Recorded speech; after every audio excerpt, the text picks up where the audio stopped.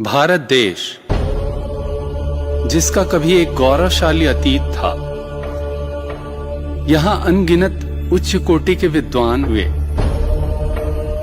जिन्होंने इस देश को विश्व गुरु पद पर प्रतिष्ठित किया।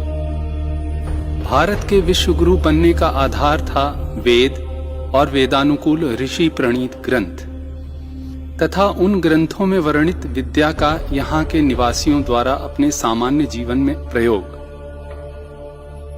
इस कथन में कोई संदेह नहीं है, ऋषि प्रणीत ग्रंथों को निर्मल बुद्धि द्वारा अध्ययन करने पर यह सुस्पष्ट हो जाता है कि वे पक्षपात रहित तथा ज्ञान प्राप्ति का सर्वोत्तम स्रोत हैं।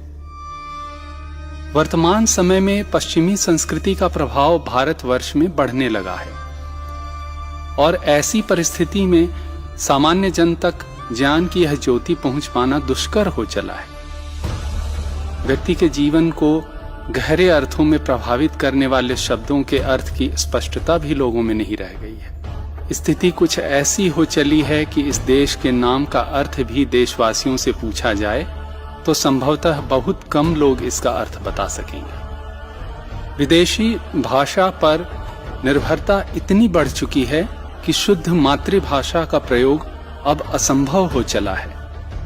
ऐसी परिस्थिति में मातृभाषा के संरक्षण के प्रति सजगता समाप्त हो जाना आश्चर्य का विषय नहीं है। कल के विश्व गुरु भारत की ऐसी दुर्दशा हो गई है कि यहाँ के अधिकांश निवासी केवल मूलभूत आवश्यकता पूर्ति में उलझकर रह गए और विदेशी आधुनिकता में पढ़कर अपना गौरवशाली इतिहास भूल गए हैं।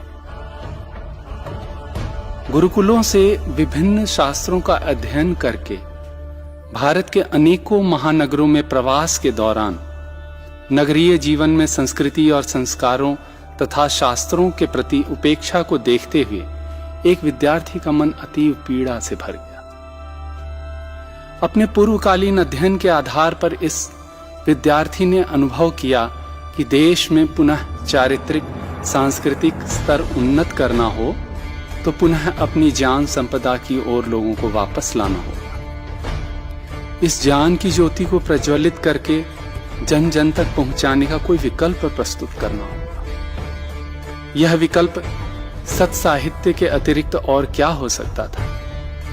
अपौरुषेय वेद और ऋषियों के ग्रंथ तथा इन्हीं के अनुकूल कई विद्वान लेखकों के साहित्य, जिससे इन ग्रंथों का मंतव्य स्पष्ट हो, व्यक्ति के सांस्कृतिक और चारित्रिक निर्माण के लिए एक पथ प्रदर्शक सिद्ध हो सकते थे।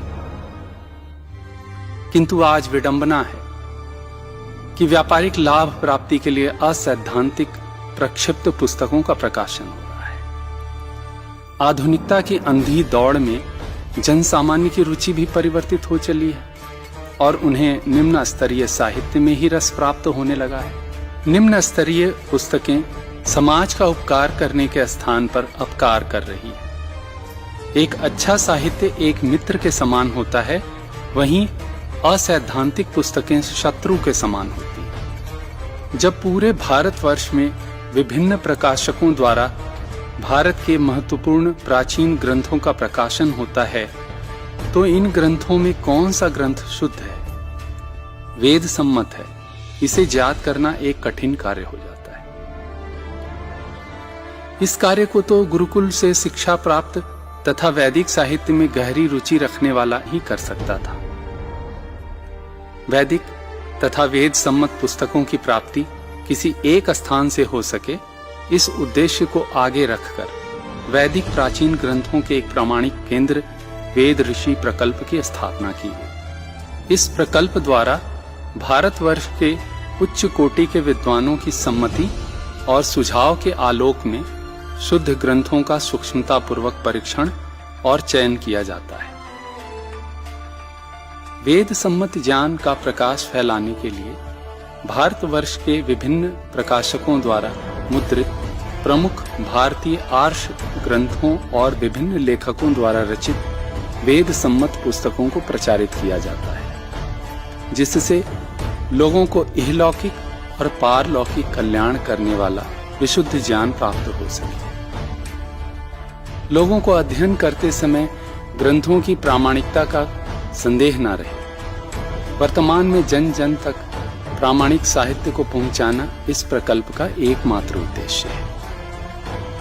आज वेद ऋषि प्रकल्प द्वारा भारतवर्ष के लगभग 90 प्रकाशकों की वेद मान्यतानुकूल बहुमूल्य पुस्तकों को जन जन तक पहुंचाने का कार्य किया जा रहा है। वेद ऋषि प्रकल्प की स्थापना के आरंभ से ही इस प्रकल्प को वैदिक साहित्य प्रेमियों द्वारा अपार स्नेह प्राप्त हुआ। vedrishi.com आज पूरे भारतवर्ष ही नहीं, संपूर्ण विश्व में वैदिक साहित्य प्रेमियों तक प्रामाणिक ग्रंथ और सत साहित्य पहुंचाने का एक माध्यम बन चुका है। वेद ऋषि प्रकल्प वैदिक ज्ञान प्रचार हेतु कई अन्य उद्देश्यों को मन में संजोए बैठा है। सत साहित्य प्रेमीगण इस महती कार्य में यदि अपना कोई योगदान करना चाहते हैं तो उनसे अनुरोध है कि वे हमारी वेबसाइट पर आकर सत साहित्य क्रय करें तथा अपने इष्ट मित्रों और संबंधियों को यहाँ से सत साहित्य क्रय करने के लिए प्रेरित करें, जिससे हम सभी का पवित्र उद्देश्य